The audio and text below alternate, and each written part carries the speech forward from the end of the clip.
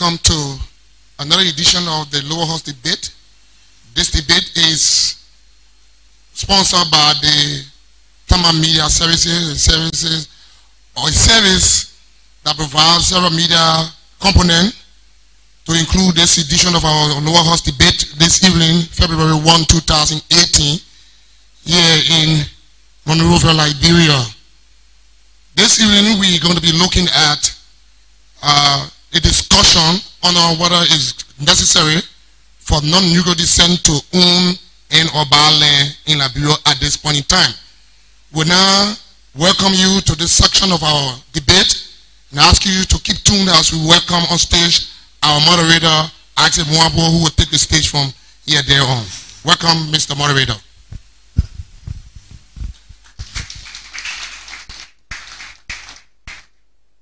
Thank you so much. Let me use this time to officially add my voice to that of the voice of the presenter of the show and say good afternoon, good evening, good morning, wherever you is right now.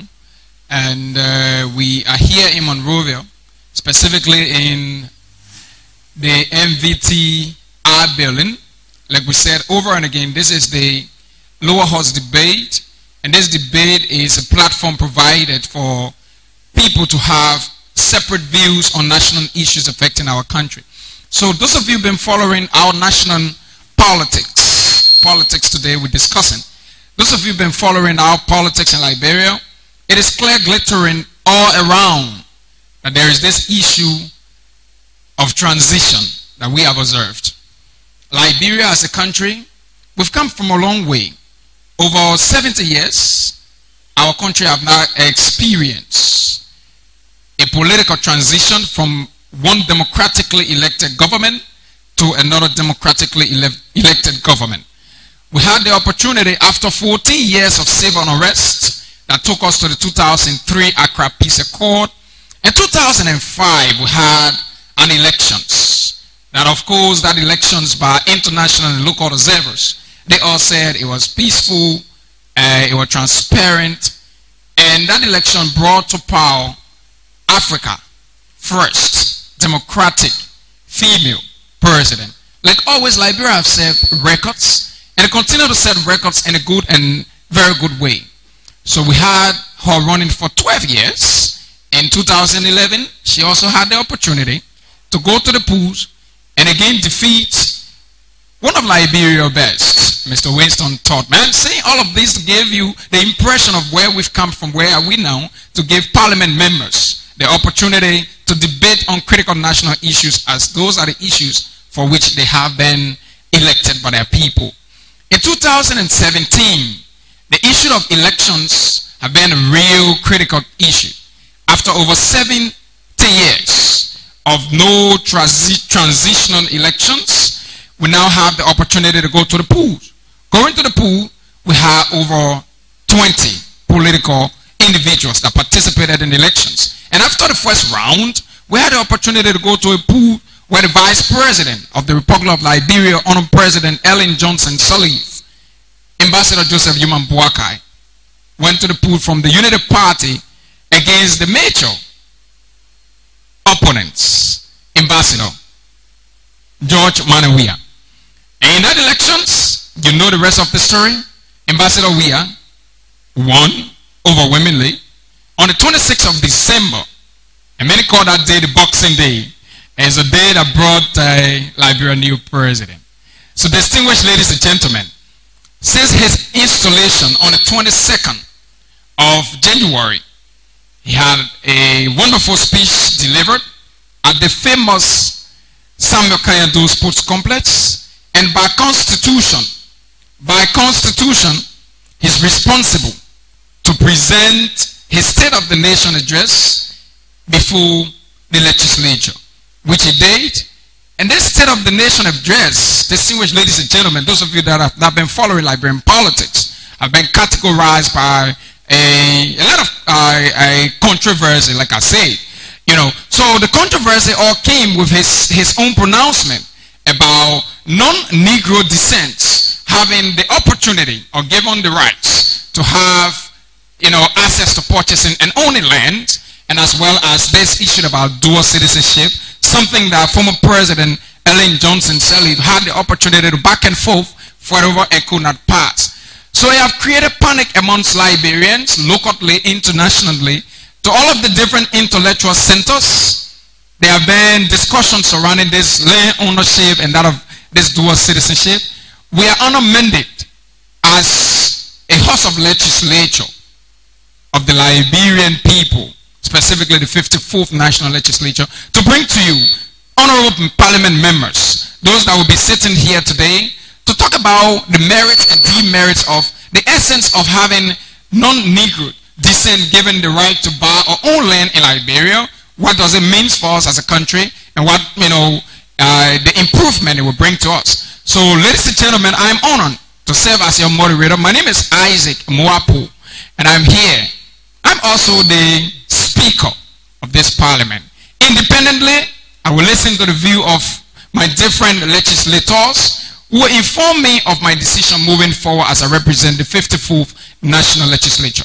Today, if you just join us, let me remind you that our discussion, our first discussion, is centered around Liberians.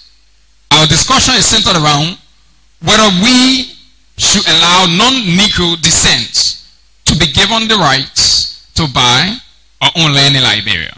So you'll be listening to the cross-section of views from our parliament members or from our legislators who will be giving you what they think about it, because those were the reasons why their own people in their different constituents elected them.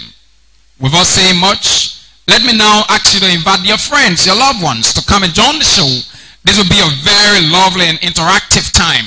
You also have the chance to also drop your comments. It can be question, it can be inquiry, or whatever it is, and we'll read it out here so that you have the opportunity for your voice or your voices to be heard as well. Honorable ladies and gentlemen, I now present to you the lower house where we are today discussing.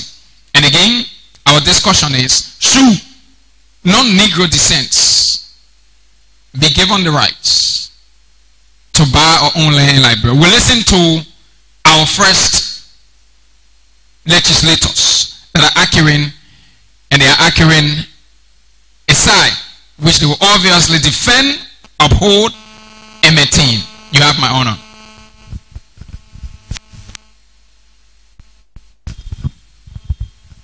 Thank you. I'm Honorable Mohammed C. I represent the lower house, and I'm also from the conservative angle against the proposition, should people of non-Negro descent be given the right to buy and own land in Liberia. Permit me, honorable members and speaker, to firstly take away keywords from such a proposition or topic. Underscore the term non-Negro. According to the Wikipedia, non-Negro refers to those who are not of African descent. According to the Merriam-Webster dictionary, non-Negroes are also those who are not of African descent. Fast forward to the key point. Should non-Negro be given the right to buy and own land in Liberia? We are saying no, they should not be given the right to buy and own land in Liberia. Firstly, let us trace the historicity or the formation of our country, Liberia. Our country, Liberia, gained independence in 1847. July 26, 1847. We have had various forms of governance, ranging from colonial period where you have the agents, 1822 to 1839, 1839 to 1847 having the Commonwealth period headed by governors, and from 1847 to April 12, 1980 considered as the fall of the Third Liberian Republic. But there have been much more concerns. The concern has been what has been the economic gap, what has been the people participations in the governance or in the architectural process of our country in terms of decision-making process. The civil war in our country, the period of 14 civil, the civil war that lasted for 14 years has effects on our country. Economically, it has a major effect. Let us bring the economic aspect of our country. Economically, our country is a mixed economy or a dual economy. Has both elements of capitalism and communism. What do I mean by this? Private investors to some extent operate, and government to some extent has interventions to make the economy. Bringing our people into the land, meaning the Liberian people, who control bulk of the economy, dominate or dominantly controlled by the Lebanese and the Indians that we consider non-Negroes. Let us look at the gaps between the non-Negroes and the Liberians. There's a huge economic disparity between the non-Negroes and the Liberian people, meaning we the people on grounds. If you are to allow or give the right to the whites or the non-Negroes to own land or to buy land in our country, it is not going to be good for us. Now, why? Yes, it's not going to be good for us. Why? The president, in his first inaugural message, he said, Liberians are not going to be spectators in the economy. What does that mean? Liberians businesses will be in power. Liberian businesses will be given the capital, the upper hand to compete with other people in the economic sector. And people in the economic sector refer to the non-Negroes. Now, the issue of retail and wholesale comes about. There's a big economic gap. Honorable legislator, you are recognized. A minute, please. Okay. All right. Thank you very much. My name is Honorable Lloyd J. Peewee, a member of this lower house. I listened very well to my fellow comrade from the conservative side. Now, you just spoke of a point that buying or giving the right to non-Negroes to buy land is going to affect our country. Let me tell you this. Looking at Liberia right now, our status economically, Liberians are very poor. And we have a very, very big space in this world called a land called Liberia. Now, if you want to deny people you refer to as non-Negroes, let's look at the term non-Negroes. He tried to define it from his own Wikipedia. That word alone, the terminology alone, is sound racist by itself. And racism right now is an act that is being preached against all around the world. If you are even a fan of soccer games, the one we call football, our black brothers that are in America and some part of the world, for every time they try to call them, you black men, you black this, you African this, the crowd sometimes file complaints to the world for governing body, the football governing body. So they should not be, according to him. How do you think they should be, honorable legislator? Thank you.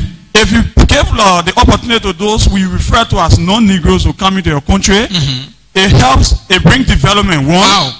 Now, let's take for a typical example, I hail from Lofa.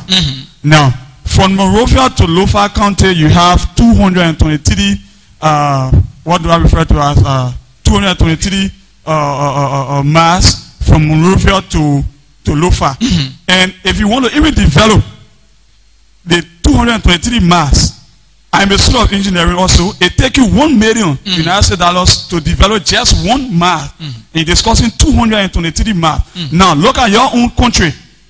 We just received or we inaugurated a new government that came, and we have even less than 600,000 in our national. So if we give the land to the non-Negro, it helps bring developments. It helps bring new roads. Look at the land. Let's look at the Du River in Monserrado County. Let's look at the Du River. Let's take it back. 2002. Look at Japan. Japan hosted a World Cup where indeed this World Cup there were stadiums being built over the ocean because there was no land space. Do you know how many free lands we have? A minute, honorable legislator. 1 minute. Speaker, regarding the point, he has made a debate very substantive for us. And that is why we are here. And I come from an economic analysis. He made mention that our people are poor. And let me bring Karl Marx and Friedrich Engels into our argument. Karl Marx and Friedrich Engels were two foremost economists. They were arguing against capitalism. Now, capitalism is wherein the rich gets richer and the poor gets poorer. Now, using our country as a case study, our people on grounds are poor, and the white people, or the non-Negroes, are already rich. If you give them the access to land, what will be the economic disparity? It will be a very huge disparity. What we are saying is that non-Negroes should not be given the right to buy and own land in our country. Now, let me also recommend... So what would that mean for the commoners in Liberia, honorable legislator? Is that what you're saying, that ordinary Liberians will not have access to land? Ordinary Liberians will not have access to land. One, because it now becomes something like an economic market. What do I mean by this? Meaning, I have the upper hand, meaning I'm going to purchase from you. You cannot even sustain yourself. And let me bring... So you cannot even sustain yourself. Let me hold you a minute, honorable legislator, and take the honorable legislator from the opposing political party. Thank you very much, honorable speaker, for affording me the opportunity to have my view heard on this platform. Whether the brother regularly said that Liberians are poor, and we want to gravitate from being poor to another status.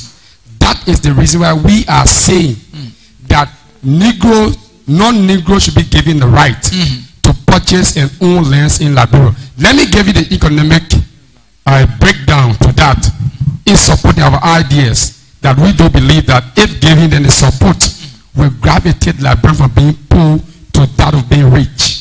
Now, I did a case study and I studied 2 different countries in Africa. We talk about South Africa, we talk about Ghana. Now, they have laws when it comes to the issue of Negro descent. They got laws to that. They have given the right to Negro descent, none of Negro descent, to have the right to purchase land in Ghana, to have the right to purchase land in South Africa. But the term and conditions apply. One, they talk about the entrepreneurship, that is the 25%. We call it like we want to introduce 25%. But they have introduced what we call it 35% entrepreneurship.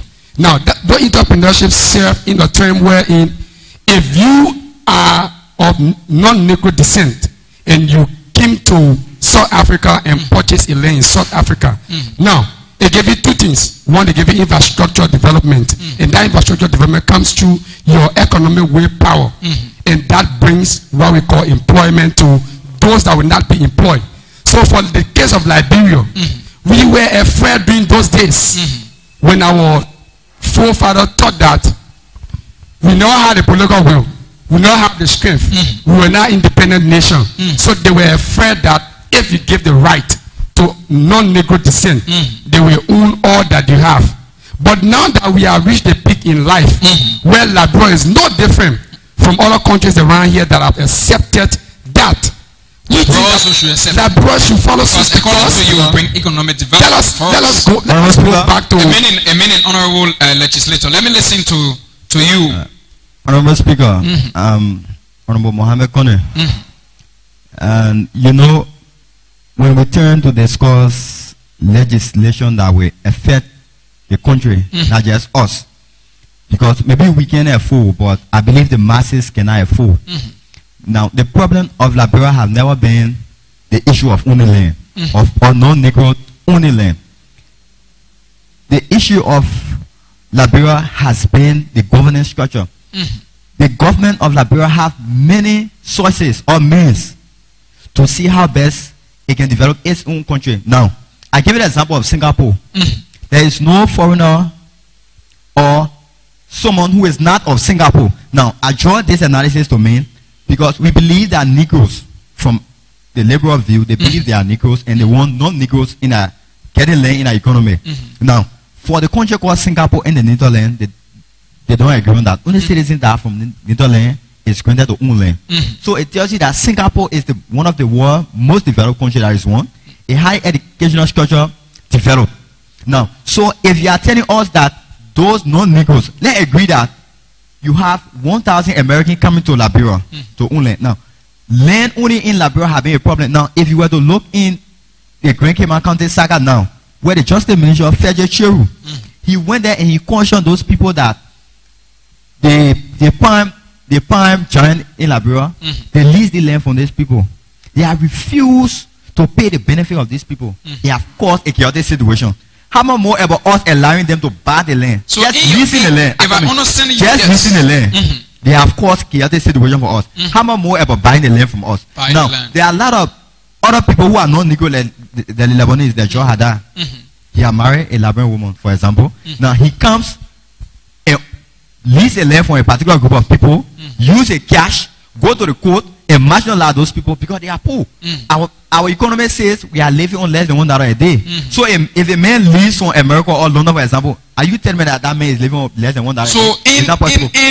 In the balance of the view, are you saying that without non-Negro buying lands, we can use the resources we have? And your problem is fundamentally with leadership. Look at that, bro. So Look at a minute, please. Let me get the speaker.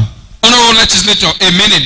Let me listen to you. Thank you very much. Very briefly. Why? You know, when you try to bow legs into the driving system, you get shot when sometimes you don't have the skill to dribble.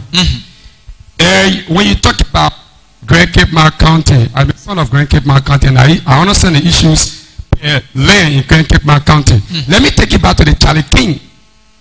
In the 70s, that land today have been left with the Cape Martinian.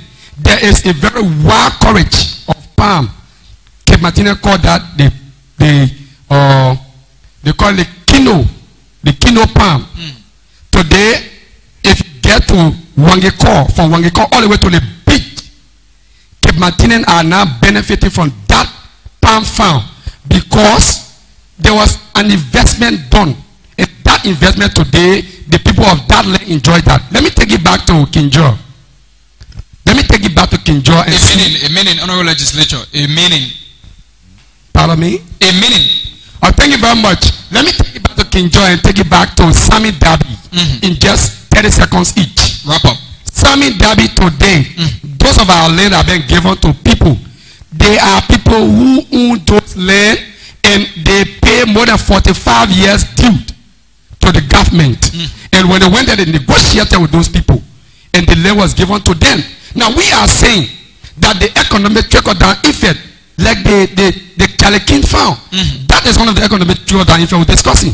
If you plan today and leave Liberia, you will not be taking the farm back.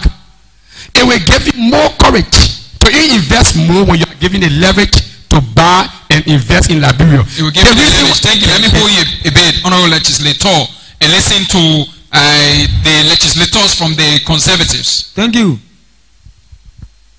Regarding the subject matter, we need to be very clear. You see, government is an institution set up by the people to carry out the functions for which the institution was set up. If you look at the coin, government has so many sources of generating revenue. As a student would say, taxes. A student will also say royalties. A student will also say excise duties, meaning taxes imposed on goods. But here is the argument will come from. There's something economic called the structural model theory. What does that say relating to our argument? The structural model theory is all about means of enabling a government to generate revenue.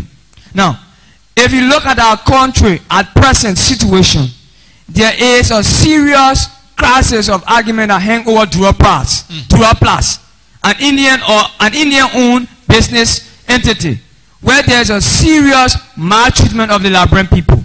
I have not given you the right to own land. I have not even given you that full right to have issue of conversation. What more if I gave you the right to own land and property? What becomes of the people? It becomes a disaster. Now, there is another way in which we can also go away from giving the non-Negro to buy land, to buy and own land in our country. One is the issue of education. Now, this is why the president has repeatedly said and keeps saying that one of his major concerns on his watch will be education. And with support and investment towards education, summarize. Yeah, we need not to give land or purchase to non-Negroes. And I consider that not to be a racist, but a very clever economic government policy. Because that, according to you, if it is done, our people will be affected, because currently they are already being affected, where non-Negroes are already buying or purchasing. They don't have the access to buy and own land here, but they have already started doing worse to our people. Honorable Legislator from the Liberal side, let me listen. Thank you very much, Mr. Speaker. You know, the argument is actually weighing our colleagues. Now, let's go to the issue. The problem our country faces right now is not the issue of bringing all the economic theories and what have you that the laymen out there won't understand. Now, what I see from my colleague is they are afraid of what I refer to as competition. Now, let's take a look. A family somewhere in Bojise, where in Birose, one family owns about 350 acres of land. This land has been existing when our great-grandparents were living, non-developed. Their grandparents came, the land is still there, non-developed. They are there. And I believe this particular land will be there.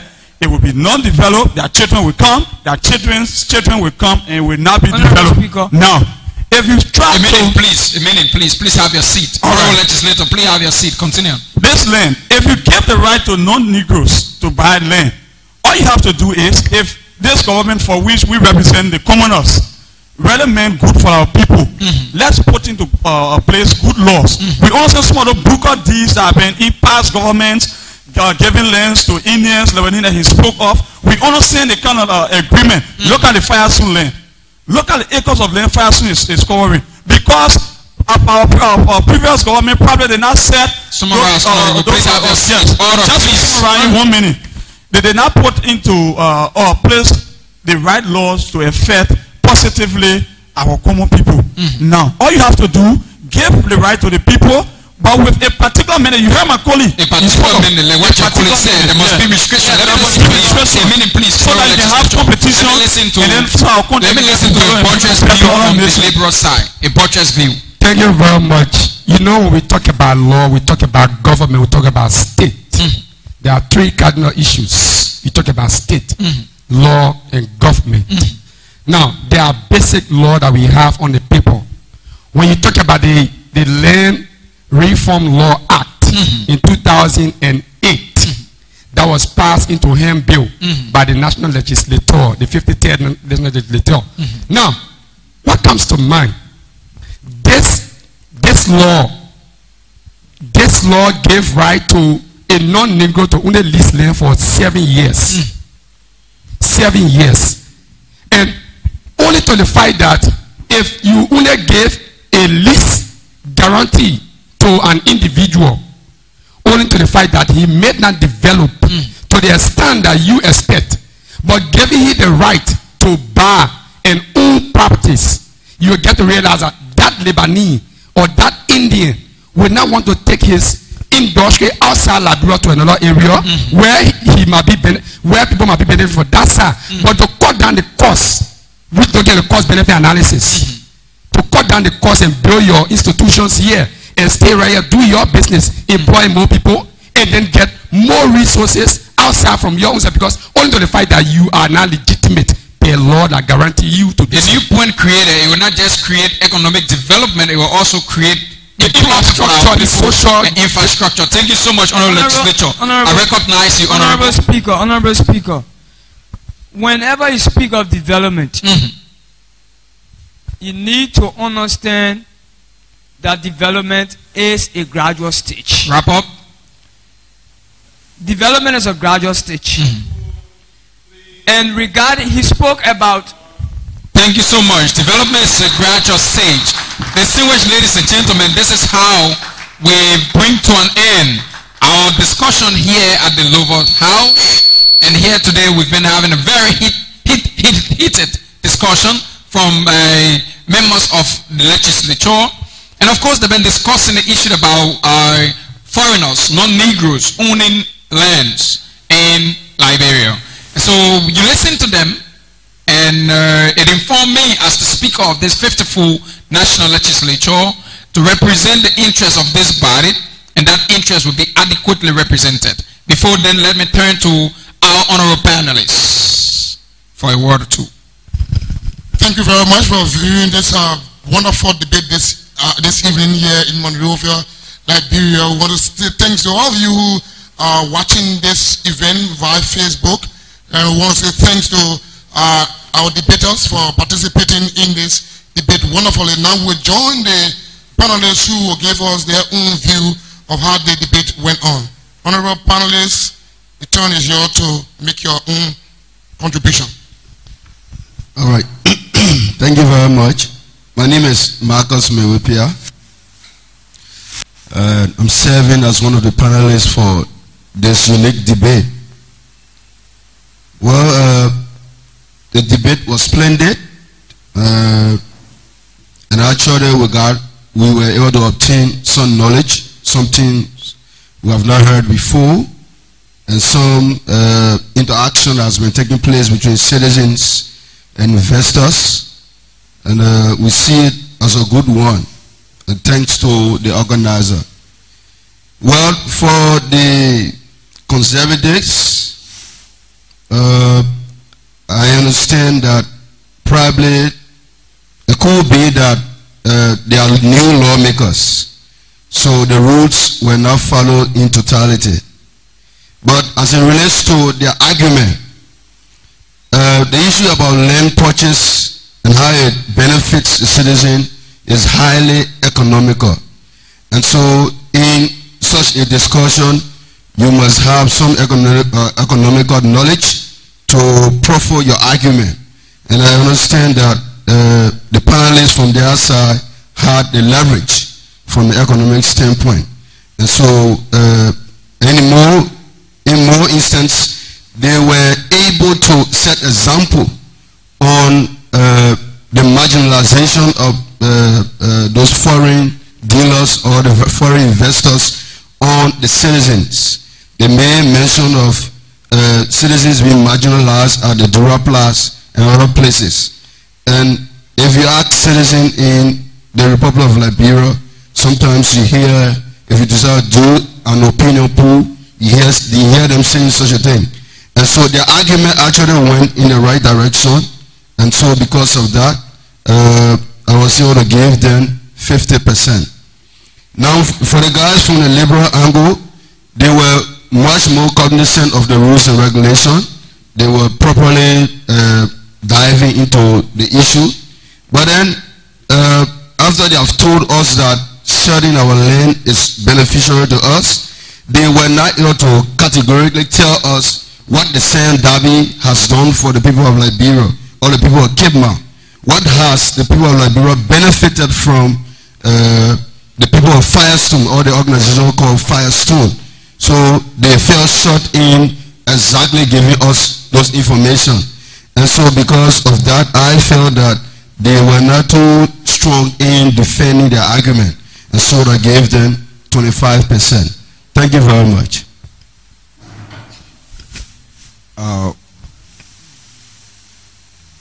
Thank you very much. I'm Musa M. Kamara, and I really admire the debate from the upper house and the Labour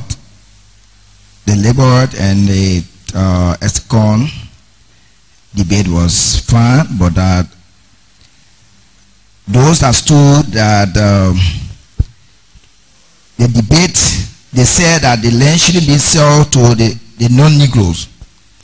And what I took from the first speaker, he stood and he said, yes, if you give the land to the Negroes, the non-Negroes, they will marginalize our people. And he gave example. And the example was good. He defended why he denied the non-Negroes receiving our land. That was excellent. And the second speaker gave the example of Cape Mount County, in which I took are giving a grade upon that, where the white people deny our people for their pay and even treat our peoples on the farm. Then I went to laborers. The first speaker tried, and the second speaker spoke poor, and the first speaker came second again, and he couldn't defend because he gave an example. But in giving an example, he gave a bad latches to himself. So the laborers got 40 points, and the executive got 70 points. So I admired the debate from the upper hall. Thank you for the debate.